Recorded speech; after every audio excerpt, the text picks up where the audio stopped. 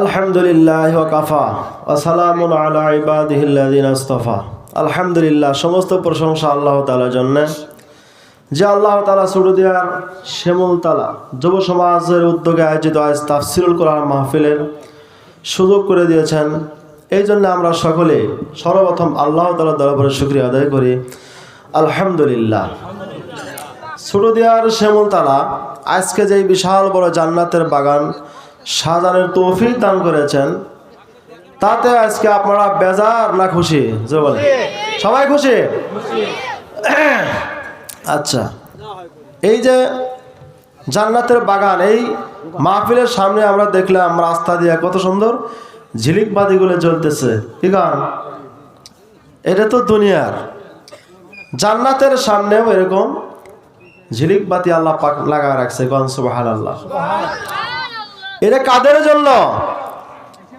আজকে যেরকম মাহফিলের সামনে রাস্তা দিয়ে ঝিলিক বাতির ব্যবস্থা করা হয়েছে নেককার পরহেজগার বান্দাদের জন্য, আল্লাহ পাক জান্নাতের সামনে ঝিলিক বাতির ব্যবস্থা করে রাখছে।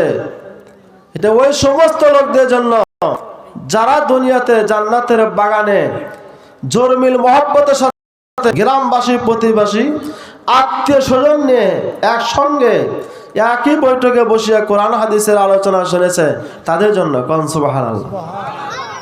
আজকের মাহফিল গতকাল থেকে শুরু, গতকালও মাহফিল হয়েছে, আজকেও হয়েছে। আজকে দেখেন আমাদের অনেকের বাড়িতে আত্মীয় স্বজন এসেছে। কি কন? আসেন নাই? আসছেন, খবর দিছে নিজের মেয়ে জামাই, আবার শ্বশুর শাশুড়ি, তা কিছু কিন্তু আসছেন। আবার নিজের এলাকাবাসী, আবার অনেক বন্ধু, দোস্ত বন্ধু তারা থাকে, তাদেরকেও দাওয়াত করে নিয়ে আসা হয়। এই যে একসাথে আজকে যে আমরা জরমিল মহব্বতের দিনে আলোচনা শুনলাম, আল্লাহ পাকও আমাদের প্রতি খুশি হন। গন সুবহানাল্লাহ। এই যে যাদের জন্য মেহমানদারি করা হচ্ছে, যারা মেহমানদারি করবে তাদের প্রতিও আল্লাহ পাক খুশি হবে। গন সুবহানাল্লাহ। এই জন্য প্রতি বছর যেন এরকম তাফসিরুল কোরআন মাহফিল হয়, এই দোয়া আল্লাহর কাছে করব, আর আমরাও চেষ্টা করব। কারণ ঠিক না বা ঠিক? দেখেন আজ সুরদিয়ার যুব সমাজরা আমাদের জন্য, মুরব্বীদের জন্য এই জান্নাতের বাগান সাজাইছেন। আল্লাহ পাক সকলের প্রতি রহমত নাজিল করবে। কারণ সুবহানাল্লাহ। যেরকম আমাদের মুরব্বীরা, আমাদের মা বাবা, আমাদের বাপ চাচা, আমাদের দাদা নানা, দাদা দাদি, নানা নানি, আমাদের ছোটবেলায় ছোটবেলায় আমাদেরকে দয়া করে লালন পালন করেছে, আমাদের প্রতি রহম করেছে, তারা আমাদেরকে বড় করেছে। আজকে আপনাদের জন্য সেই যুব সমাজরা জান্নাতের বাগান সাজাইছে আল্লাহর পক্ষ থেকে আপনাদের দিনের প্রতি রহমত নাজিল করার জন্য। কারণ সুবহানাল্লাহ। তাহলে এরকম মাহফিল প্রতি বছর যেন হয়, এই চেষ্টা আমরা সবাই ইনশাআল্লাহ করব। কি কান? আর দেখেন যারা এই মাহফিল করেছে তারা বুঝে একটা মাহফিল আয়োজন করতে কত কষ্ট। প্রায় 1 মাস হলো তারা মেহনত করে, চেষ্টা করে একমাত্র আপনাদের জন্য, দ্বীনি আলোচনা শোনার জন্য, কোরআন হাদিসের আলোচনা শোনার জন্য তারা চেষ্টা করে, মেহনত করে। আর যদি আমরা সকল মিলে একসাথে এই কাজের আয়োজন করে ব্যবস্থা করি, তাহলে কারো কি কোনো কষ্ট হবে? কষ্ট হবে না। এই যে আজকে জান্নাতের বাগানে বসলাম, লাভ হবে কি? হাসরের ময়দানে আগের বক্তারা বলে গেছেন, সূর্য আসবে আদার উপরে, আমাদের মাথার উপর থাকবে সূর্য। সেই দিন আমরা ছায়া পাবো না, ছাতা পাবো না। এই দিন আমরা কঠিন বিপদে পড়ে যাব। এই বিপদ থেকে বাঁচার জন্য আমরা চেষ্টা করব, কিন্তু চেষ্টা করে কোনো লাভ হবে না। কোনো জায়গায় কোনো গাছ থাকবে না। এই মাদ্রাসার জন্য, মসজিদের জন্য, দিন মাহফিলের জন্য যারা খয়রাত করেছে, যারা দান করেছে, সেইগুলোই ছাতা হয়ে, ছায়া স্বরূপ হয়ে তার মাথার উপর থাকবে। গন সুবহানাল্লাহ। সেই হাসরের ময়দানে কঠিন বিপদ থেকে আমরা তো সকলেই বাঁচতে চাই, নাকি গন? সবাই তো বাঁচতে চাই। আর যদি কোনো সময় হঠাৎ করে আমরা এই মাহফিলে যেখানে বসে থেকে দিনের আলোচনা আমরা শুনলাম, কোরআন হাদিসের আলোচনা শুনলাম, ওলামা একরামের মুখ থেকে মূল্যবান বয়ান শুনলাম, যদি হঠাৎ করে আমরা এই জায়গায় আসতে পারে তাহলে এই জায়গার মাটি আমাদের পায়ে তাপ লাগবে না, আর সূর্যর তাপ আমার মাথায় লাগবে না। যেরকম সুবহানাল্লাহ, সূর্যের তাপ লাগবে না আর মাটির তাপ আমার পায়ে লাগবে না। এখানে বসে থেকে আমি কোরআন হাদিস শুনলাম, তাহলে সেই মাটিটাও আমার জন্য কি হবে? রহমত হবে, সাক্ষী থাকবে। আল্লাহ পাক বলবেন, যা আমার এই বান্দারা যত ভুল থাক আজকে আমি মাফ করে দিলাম। সুবহানাল্লাহ। মাফ পাওয়া সেদিন কঠিন বিপদ, কঠিন হবে, সহজে মাফ হবে না। যদি আমরা কোরআন হাদিসকে পছন্দ না করি, যদি আমরা মসজিদ মাদ্রাসাকে পছন্দ না করি, ওলামা একরামদেরকে পছন্দ না করি, মাদ্রাসার তলবে একরামদেরকে যদি পছন্দ না করে, তাহলে হাসরের ময়দানে কঠিন বিপদে পড়ে যাব। সেই বিপদ থেকে বাঁচার আর কোনো উপায় থাকবে না। এই যে দুনিয়া থাকতে আমরা কত ভুল করতেছি, একজনের হক আরেকজন নষ্ট করে। আমরা কিন্তু গোপনে গোপনে অনেক সময় একজনের হক নষ্ট করে আরেকজনকে ধোঁকা দিচ্ছি। ধোঁকা দিয়ে আমরা নিজে বড় হওয়ার চেষ্টা করি আর মনে করি কেউ দেখে না, আমার আল্লাহ দেখে। গণ ঠিক কিনা? হাসরের ময়দানে যখন বিপদ বিচার শুরু হবে, সেই দিন কেউ বাঁচতে পারবে না। হযরত মূসা আলাইহিস সালাম আল্লাহ তাআলাকে বললেন, আল্লাহ, মুসা আলাইহিস সালাম তুর পার গিয়ে আমার মাওলার সঙ্গে কথা বলছেন। আল্লাহ, আপনার সঙ্গে প্রতিদিন কথা বলি, আপনাকে তো আমি দেখি না। আজকে কিন্তু আমার একটা কথা আছে, সেই কথাটা হলো হাসরের ময়দানে আপনি গুনাহগার বান্দাকে কিভাবে হিসাব নেবেন, কিভাবে আপনি বিচার করবেন, তাই আমি দেখতে চাই। আল্লাহ রাব্বুল আলামিন বললেন, মুসা, হাসরের ময়দানের বিচার যদি তুমি দেখতে চাও, অন্য কাউকে তো দেখা যাবে না। তুমি যেহেতু আমার তোমাকে দেখাইতে হবে, তুমি যেহেতু আমার কাছে আবেদন করছো। সুবহানাল্লাহ। হযরত মূসা আলাইহিস সালাম যখন আল্লাহকে বললেন, আল্লাহ রাব্বুল আলামিন বললেন, মূসা, তাহলে তুমি অমুক ময়দানে মরুভূমি এলাকার মধ্যে চলে যাও, সেখানে যা দেখো একটা গাছ আছে, ওই গাছের নিচে বসে থাকো, তাহলে হাসরের ময়দানের বিচার কিভাবে হবে দেখতে পাবে। বলছে কে? জোরে বলেন। আল্লাহ বলছে, যাও ওই মরুভূমি চড়ার মধ্যে একটা গাছ আছে, ওখানে তো বসে থাকো, থাকলে পরে দেখতে পাবে হাসরের ময়দানে কিভাবে বিচার হয়। ওখানে তো আর কোনো মানুষ নাই, শুধু একটা গাছ, তাহলে ওখানে হাসরের ময়দানে বিচার কিভাবে হবে? যেটা আল্লাহ বলছে, অবিশ্বাস করার কিছু নাই। কোন ঠিক না বা ঠিক? বলছেন কে? আল্লাহ। তাহলে মূসা যদি কয়ে দেন ওখানে লোক নাই, জন নাই, বিচার করবো কি হবে? এটা মূসা আলাইহিস সালাম আল্লাহর নবী, আল্লাহ যা বলছেন তাই। হযরত মূসা আলাইহিস সালাম গেছে, আল্লাহ যা বলছেন তাই, যায় একটা গাছতলা বসে আছে, আর ওই গাছের সাইডে একটা বিশাল বড় একটা পুকুর। পুকুর ছিলেন তো? পুকুরের মধ্যে পানি থাকে, ছোটবেলা থাকতে আমরা গোসল করছি, এখনো যাদের আছে তারা গোসল করে, কাপড় চোপড় ধোয়, ঠিক না বা ঠিক? সেই গাছের সাইডে একটা পুকুর, এই পুকুরের কানিতে একটা গাছ, ওই গাছের নিচে বসে আছে, একটা মানুষ নাই, শুধু পুকুর আর গাছ আর উনি। এখন কই এখানে আল্লাহ কিভাবে বিচার করবো, আমি দেখবো কি দেখবো ছিলাম। আল্লাহ কইলে বসে থাও, কই দেখি। আল্লাহ তো মিশা থাকবে না, বসে আছে।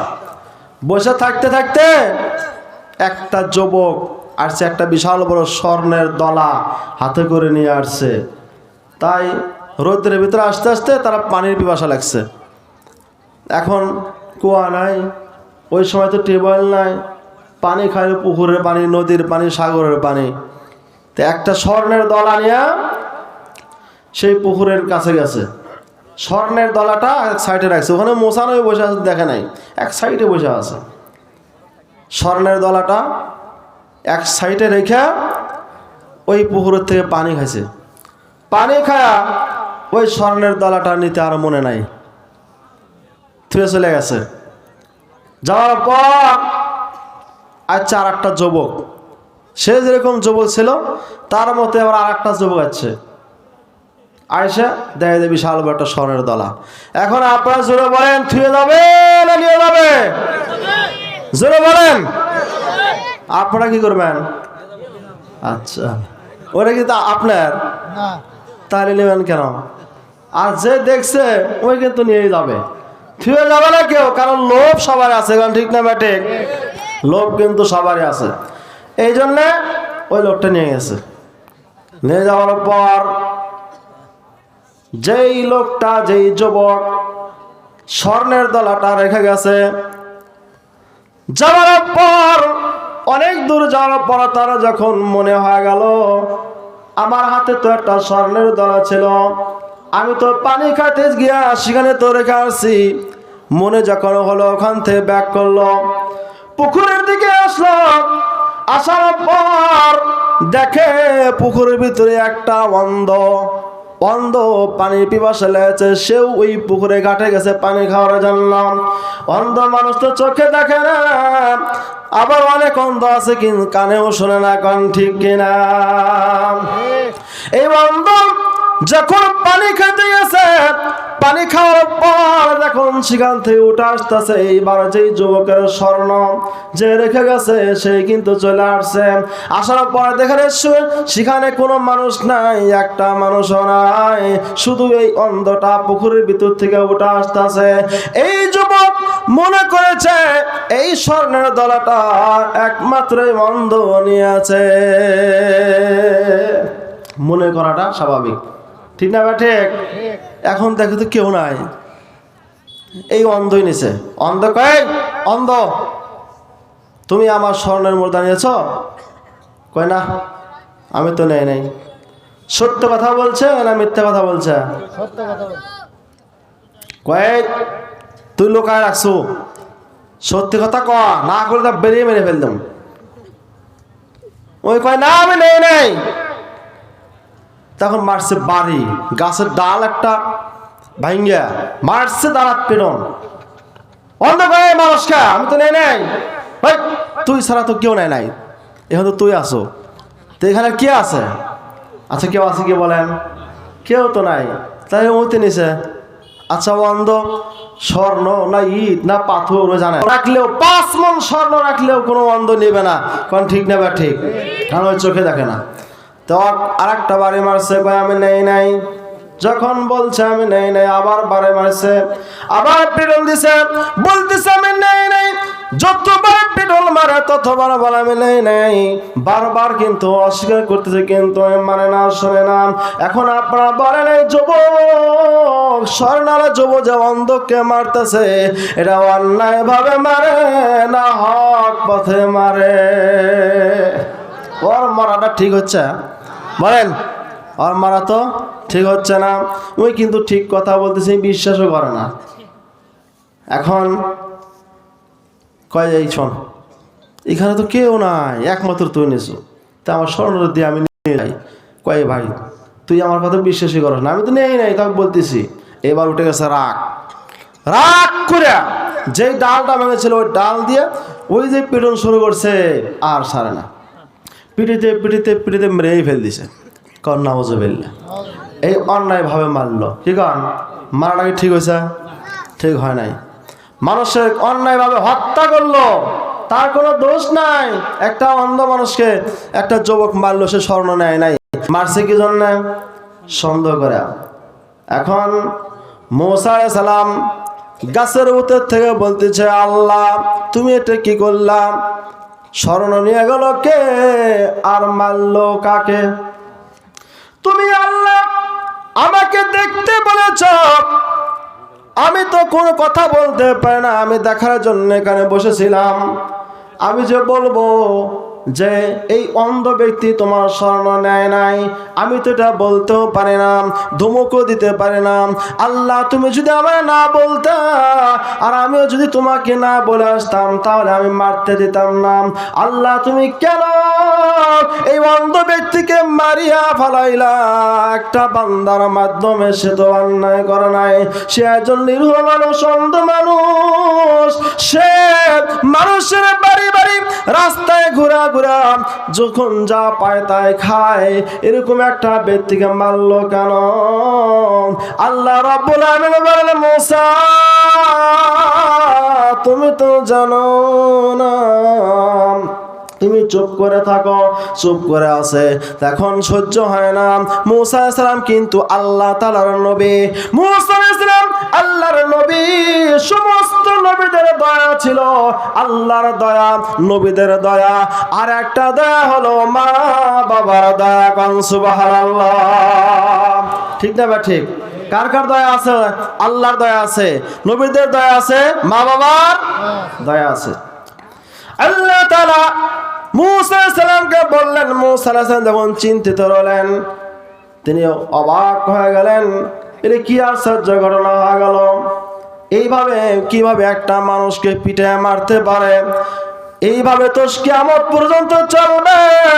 সুন্দর করে একজন মানুষ আরেকজন মানুষকে হত্যা করবে, তাহলে তার বিচার কিভাবে হবে? আল্লাহ পাক বলেন, মুসা, আল্লাহ রাব্বুল আমিন ওহী নাজিল করে দিয়া মুসাকে জানায় দেয়, মুসা তুমি টেনশন করো না।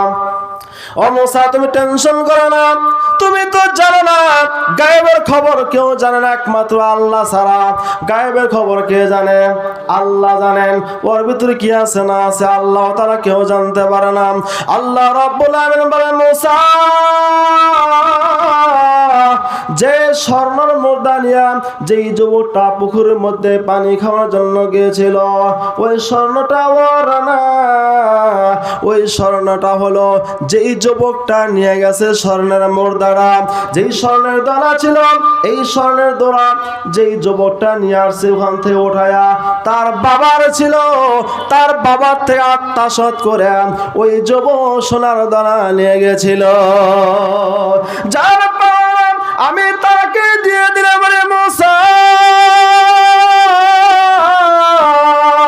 আল্লাহ পাক বলেন, মুসা রে আরো শুনে নাও। আর যেই অন্ধকে পিটিয়া পিটিয়া মারছে, তুমি কি জানো এর ভিতরে কি দোষ? এই হলো অন্ধ, এর ভিতরে সবচেয়ে বড় দোষ। এই অন্ধ একদিন ওই স্বর্ণওয়ালা যে প্রথম স্বর্ণ রেখে গেছিল, এই স্বর্ণওয়ালা বাবাকে অন্যায় ভাবে পিটিয়া পিটিয়া হত্যা করেছিল। এই জন্য আমি আল্লাহ তোমাকে হাসরের ময়দানের বিচার দেখানোর জন্য এই ঘটনার দর্শন তোমাকে আমি দেখায় দিলাম। আল্লাহ পাক এই অন্ধ এই স্বর্ণওয়ালা বাবাকে সুযোগ মতন পিটিয়া পিটিয়া মারেছিল, সেই জন্য ওই যুবকের দ্বারা এই অন্ধকে পিটা মারিয়া ফলে আমি প্রতিশোধ নিয়ে দিলাম। সুবহানাল্লাহ। এ মুসা তুমি কি জানো হাসরের ময়দানে এইভাবে বিচার হবে?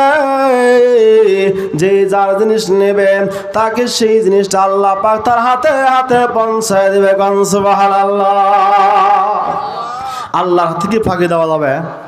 আল্লাহর হাতে কেউ ফাঁকি দিতে পারবে না, সব কিছু আল্লাহ পাক দিতেছেন। আচ্ছা, বিচারটা ঠিক মতো হয়েছে না হয় নাই? আপনারা তো মনে করলেন অন্ধ কেন মারলো রে? অন্ধ কি করছে মনে আছে কি? অন্ধ কি করছিল জোরে বলেন? অন্ধ অন্যায় করে নাই। অন্যায়টা কি ছিল? ওই যে স্বর্ণলা বাবাক মারছিল, আর যে স্বর্ণ নিয়ে গেল ওই তো চুরি করে নিয়ে গেছে না ওইখান। হ্যাঁ, ওই জিনিসটা কার ছিল? ওর বাবা। তাহলে ওর পাওয়া না জিনিসটা দিয়ে দিছে না? প্রধান বক্তা সে আছেন, সবাই জোরে চিৎকার দিয়ে নারায় থাকবে দেই। প্রধান বক্তার আগমন, শুভেচ্ছা স্বাগত।